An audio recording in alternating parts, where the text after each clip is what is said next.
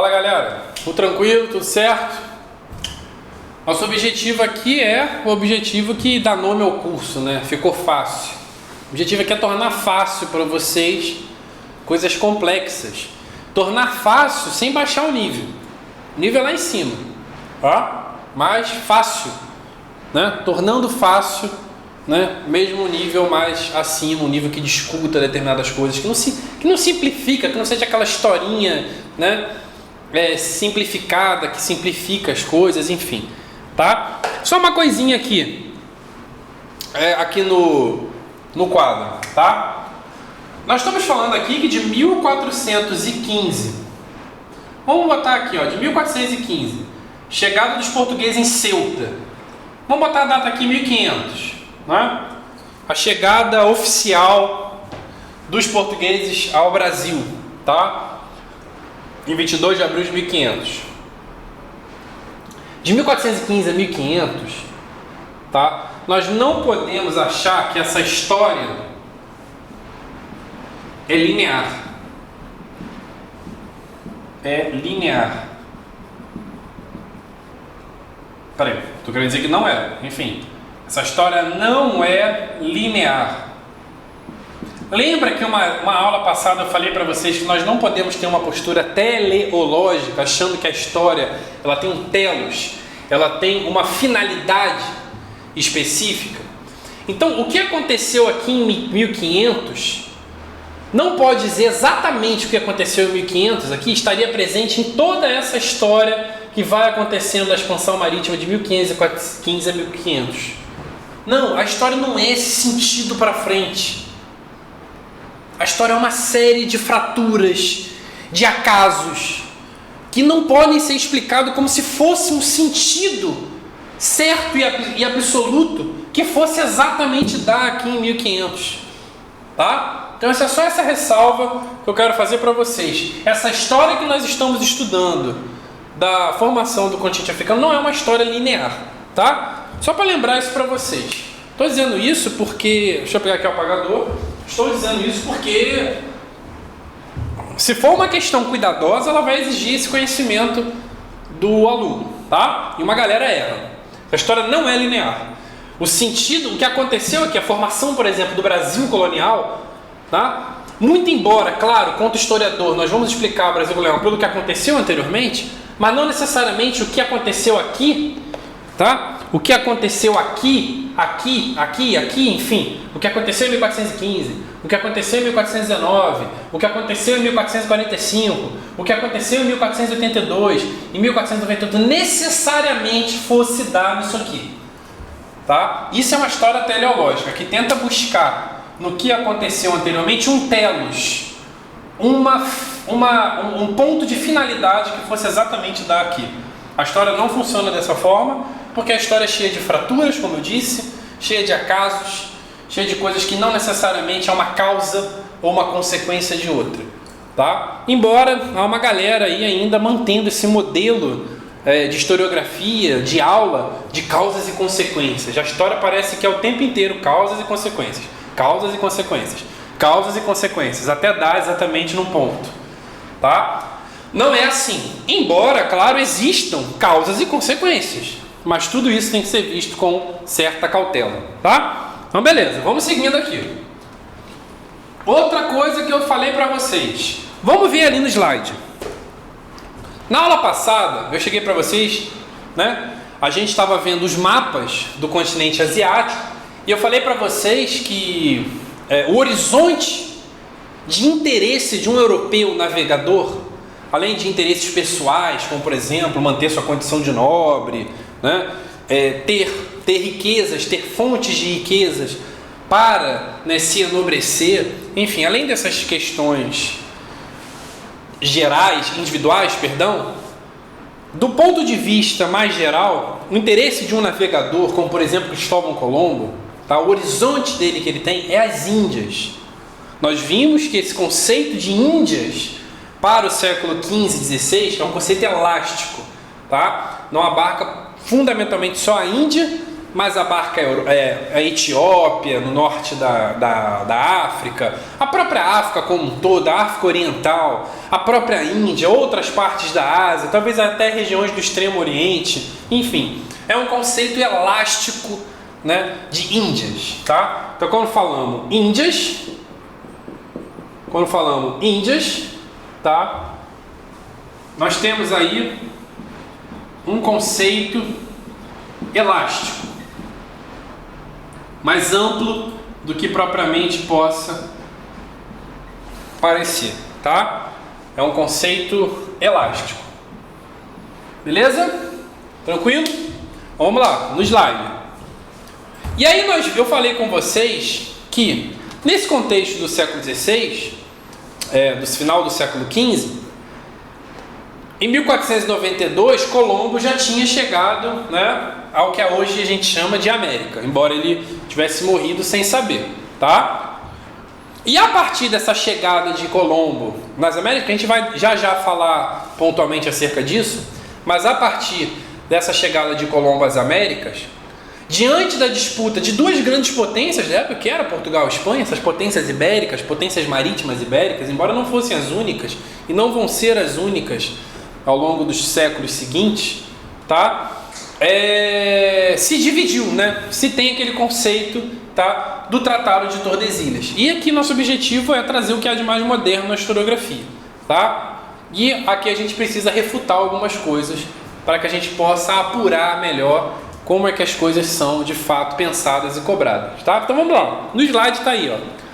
Bula Intercoetera de 1493, que estabelecia o marco a 100 léguas a oeste do Cabo Verde, tá? Oeste do Cabo Verde, como se fosse em direção ao que é hoje a América, tá? Todos esses tratados são feitos também, claro, né, com a aquiescência papal, tá? O aceite da igreja, tá certo? Então, né, 100 léguas do oeste do Cabo Verde, tá? Fazendo essa divisão, tá certo? A proposta, a linha azul, né, a de vermelho tem a proposta espanhola, a proposta portuguesa. Essa bula intercoetera, essas duas propostas não foram aceitas e foi aceita a proposta do Tratado de Tordesilhas, tá? Em que 1494, em que seria, ao invés de 100 léguas de Cabo Verde, a 370 léguas de Cabo Verde. Aí, né, é comum, vamos aqui no slide, passando o slide, é comum, né, as pessoas pegarem esse Tratado de Tordesilhas dentro da divisão que foi feita, né, para a Espanha e para Portugal e utilizarem isso para a divisão do Brasil. Veja só, pela bula intercoetera, que seria de 100 léguas a oeste do Cabo Verde, vocês estão vendo ali, Cabo Verde, 100 léguas de Cabo Verde, passaria ali pelo Oceano Atlântico, de modo que, né, por um lado Portugal, por um lado Brasil e por um lado Espanha, né, possessão espanhola, e pelo Tratado de Tordesilhas pegaria parte ali do continente americano, pegando parte portuguesa e parte espanhola. Só que aí tem algumas ressalvas a serem feitas. Vamos lá. Primeira coisa, nós vimos pelo mapa. Lembra dos mapas que nós vimos? Vamos relembrar os mapas. Veja só, o mapa de 1400 é o mapa de um europeu letrado, de um homem que domina o conhecimento existente na época. O mapa de 1490 não aparece o continente americano. Não se sabe exatamente o que tem daqui para o lado. Sequer se sabia que existia um outro continente. Poderia, de repente, ter a suspeita de uma pessoa ou outra que, de repente, fosse um continente novo. Mas, de uma forma geral, não se sabia. Cristóvão Colombo, veja só, essas foram as 4 viagens feitas por Cristóvão Colombo. Quando a gente for estudar a formação da América Espanhola, a gente vai dar um destaque especial a isso, tá? Quando a gente for estudar a constituição da sociedade, né, da América Espanhola. Aqui a gente está falando de um ponto de vista geral. Mas vamos lá. Cristóvão Colombo, né, como sabemos, em 1492, né, vai iniciar ali a sua empreitada, tá? Sabemos, né, que Cristóvão Colombo, um genovês, inclusive havia ido primeiro no rei de Portugal para pedir o financiamento dessa viagem. Não costuma-se falar que não existe si na história, mas existe sim. O si pode nos ajudar a pensar algumas coisas, né? Se talvez o rei de Portugal, os portugueses tivessem aceito, né? Portugal teria um domínio absurdo, né? De toda a América, tudo parte ali do que a América Espanhola seria portuguesa. Mas enfim, não aceitaram os portugueses e Cristóvão Colombo foi, né, aos reis católicos, Isabel de Castela e Fernando de Aragão, né? Ainda não era Espanha, né, de fato era o reino de Aragão, o reino de Castela, com várias especificidades específicas de cada um dos reinos. Além do reino, o reino de Leão acabou subsumido pelo de Castela, enfim.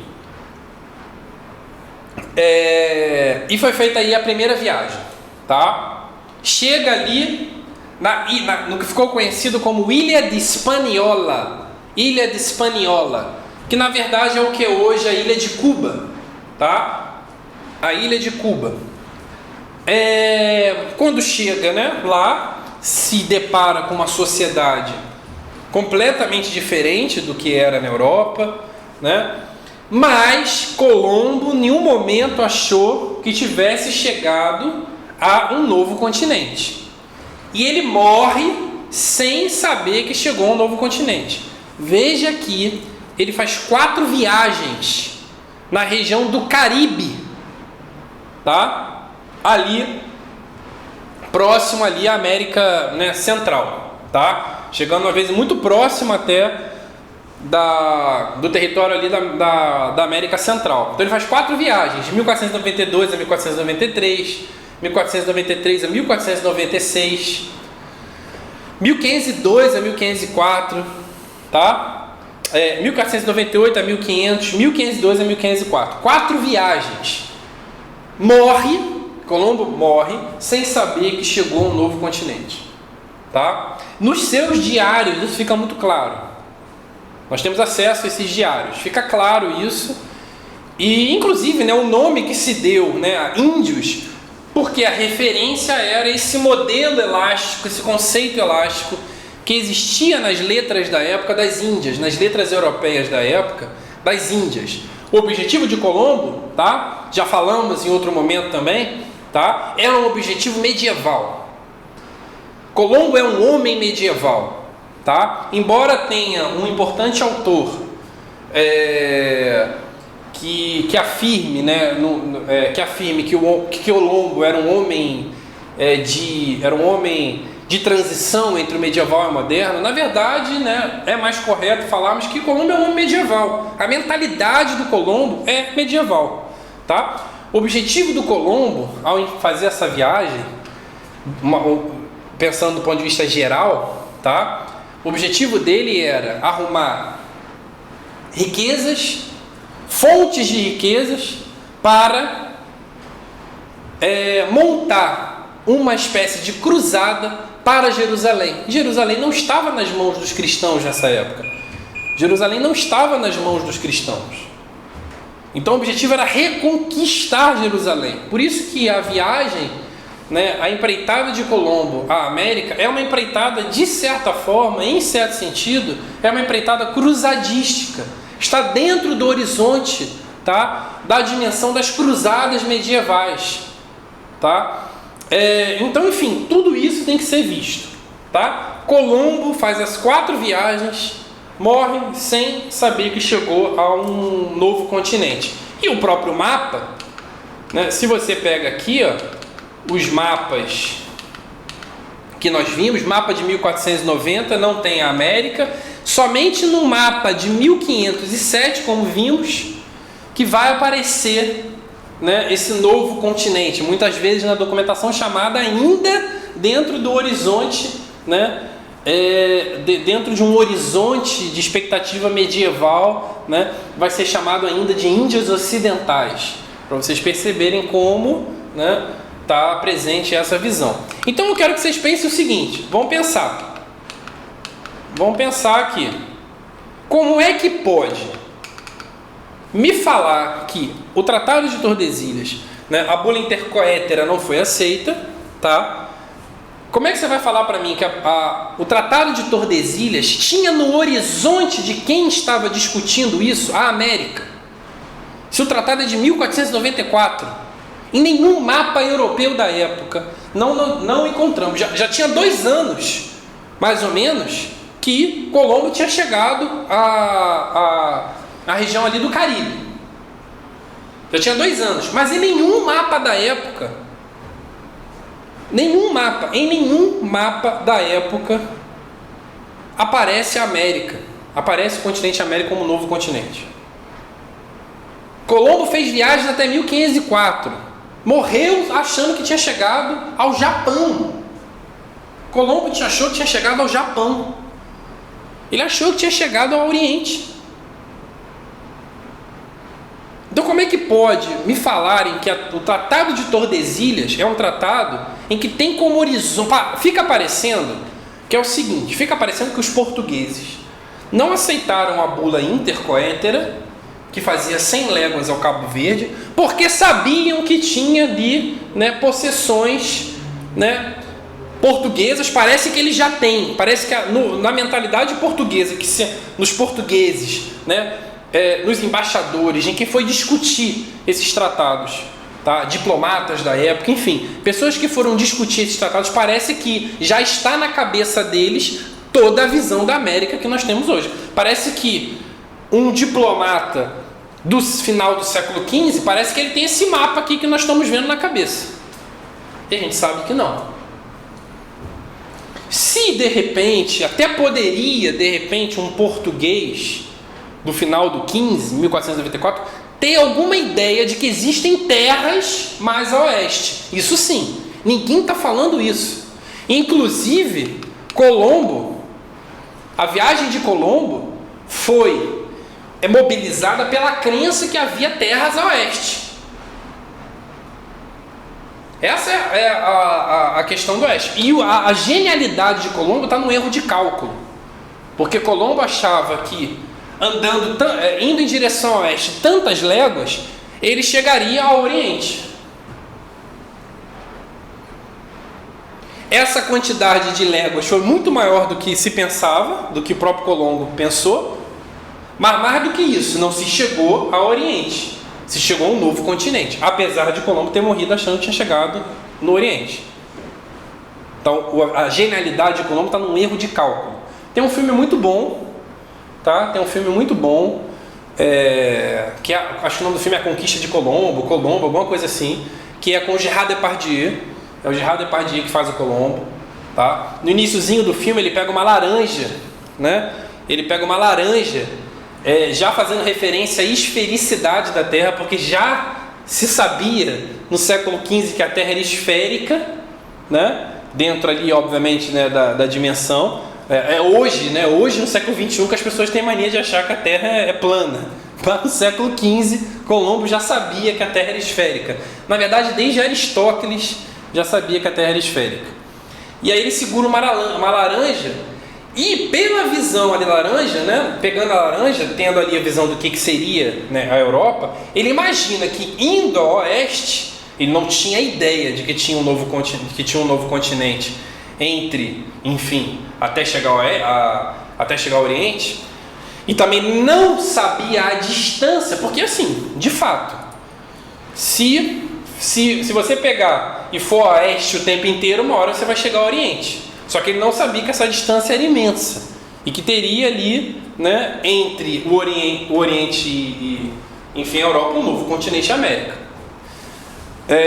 Enfim, então por isso que foi um erro de cálculo. E aí ele pega nessa laranja, e por essa laranja você verifica também toda essa dimensão mental, né, que Colombo mobilizou na sua viagem, tá? Então, enfim, por mais que por mais que, estão vendo aqui o slide, né? Por mais que tá certinho aí no slide, né? Por mais que pudessem se ter a ideia de que tinham terras a oeste, até porque, né, já se tinha a notícia de que Colombo havia achado terras a oeste, não necessariamente era um continente, tá? Então, por mais que se soubesse que tinham terras a oeste, não necessariamente se tinha, de fato, a dimensão territorial do que nós temos hoje. Não se tinha a ideia, de fato, de que era um novo continente. Então o Tratado de Tordesilhas não tem nada a ver com o Brasil, nada a ver com a América. Tem nada a ver com o Brasil, não tem nada a ver com a América. Ah, mas depois, quando se chegou ao Brasil em 1500, pegaram o Tratado de 1494 e adaptaram ali para a América. Sim, até pode ser isso. Mas se vocês observarem, tá? O Tratado de Tordesilhas, ele nunca foi, essa linha aí inicial, ela nunca foi, pelo menos nos séculos seguintes, 16, 17, nunca foram, né, claramente obedecidos. Porque não foram feitos para a América. Não foi um tratado feito pelo horizonte americano. Foi um tratado feito pelo horizonte asiático. O Tratado de Tordesilhas, o objetivo do Tratado de Tordesilhas não é dividir a América. E nunca poderia ser dividir a América. Não tem América no horizonte de 1490. O Tratado de Tordesilhas, vem aqui comigo no quadro. O Tratado de Tordesilhas é para dividir a Ásia. O Tratado de Tordesilhas é para dividir a Ásia. Quando os colocam, né? Quando os caras colocam aqui, ó, vamos lá, Açores, né? E aí bota primeiro 100 léguas, depois 370 léguas, né? O de Tordesilhas seria aqui. Quando eles colocam aqui, ao invés daqui, quando os portugueses não aceitam isso aqui, querem isso aqui, eles estão achando que eles estão dividindo isso aqui. Porque eles não sabem o que tem, ó, aqui Açores, enfim, Açores nós temos aqui, enfim, Península Ibérica, Portugal, né? Portugal, Espanha, Europa, enfim. Eles estão achando que eles estão dividindo, eles estão achando que daqui da Europa para cá, o que eles vão encontrar é o Oriente. É a China, é a Índia, enfim, não é a América. Então essa disputa entre esse tratado, a Bula Intercoetera e o Tratado de Tordesilhas de 1494, tá? É uma disputa de domínio no horizonte asiático e não no horizonte americano, tá? Então isso é importante vocês compreenderem. Isso é fundamental vocês compreenderem, tá certo? Um abraço, até a próxima aula.